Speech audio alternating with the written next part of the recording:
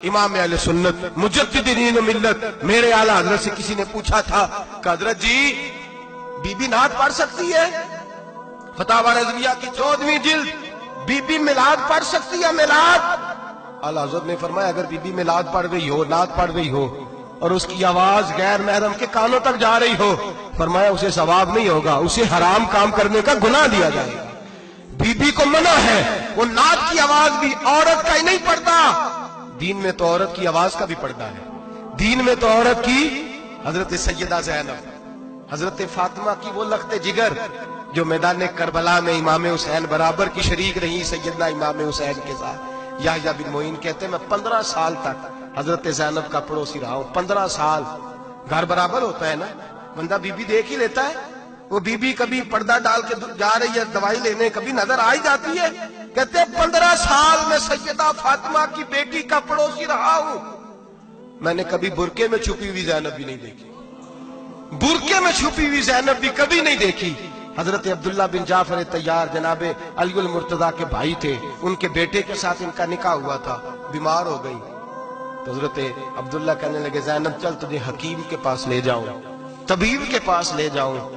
تو حضرت زینب کہنے لگی آپ جائیے میرا حال بتا کے دوائی لے آئیے۔ تو حضرت عبداللہ جعفر طیار کہنے لگے شریعت میں گنجائش ہے ڈاکٹر کے پاس جانے، حکیم کے پاس جانے کی گنجائش ہے، تو چلتی کیوں نہیں؟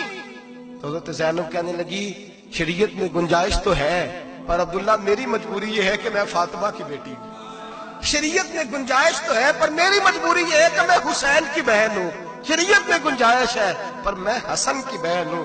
شریعت میں بڑی گنجائش ہے پر لوگ مجھے محمد عربی کی نواسی کہتے ہیں۔ گنجائش تو ہے تو میں نہیں نہ نکل سکتی، اس لیے کہ جتنا کوئی اپنے آپ کو دین کے قریب جانتا ہے اتنا اس کے پیروں میں شریعت کی زنجیریں زیادہ ہوتی ہیں۔ تو جناب سیدنا عبداللہ کہنے لگے اگر تو پردہ کر گئی، اگر تو چلی گئی، تو فرمانے لگے یہ تو اللہ کی مشیت ہے، تو دوائی لا دے تاکہ میں کھا لوں، اور اگر میں چلی گئی تو میں اپنی ماں سے جا کے کہوں گی کہ اماں ساری تکلیفیں میں نے چھاتی پہ برداشت کی ہیں پر میں نے تیرے پردے پر آنچ نہیں آنے دی۔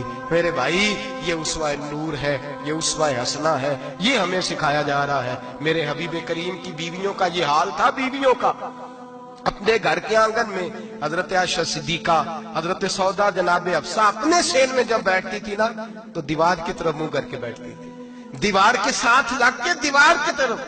بیبیاں اپنے گھر کے اندر بھی دیوار کی جانب منہ کر کے بیٹھتی تھی۔ لوگ پوچھتی، بیبیاں پوچھتی کہ اپنے گھر میں بھی دیوار کو منہ کرنے کا مطلب؟ کہتی ہو سکتا ہے کچھ چھت پہ چڑھے اچانک نظر پڑے، تو ہم چاہتی ہیں پھر بھی ہمارا چہرہ نظر نہ آئے اسے۔